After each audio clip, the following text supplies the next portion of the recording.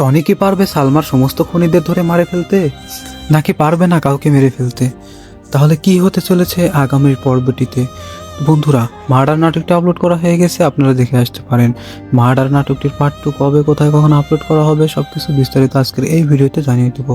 তাই ভিডিওটি শুরু থেকে শেষ পর্যন্ত দেখতেই থাকুন এবং আমাদের এই চ্যানেলটিতে সাবস্ক্রাইব করে পাশেই থাকুন।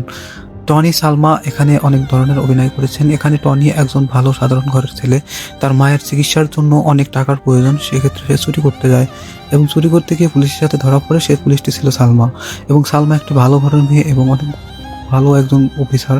তো সে অনেক ধরনের অকারেন্স এর সাথে যুক্ত হয়ে যায় এবং অনেক ধরনের ক্ষতিগ্রস্ত হয়ে যায়। যেমন সালমা একসময় ভালোই চলছিল, কিন্তু হঠাৎ করে সালমা গুলি খেয়ে মার্ডার হয়ে যায়। তো এটা দেখে টনি খুবই আচমক হয়ে যায়, কারণ টনির ওর থেকে অনেক টাকা পয়সা নিয়ে ওর মা সুস্থ হয় এবং চিকিৎসা নেয়।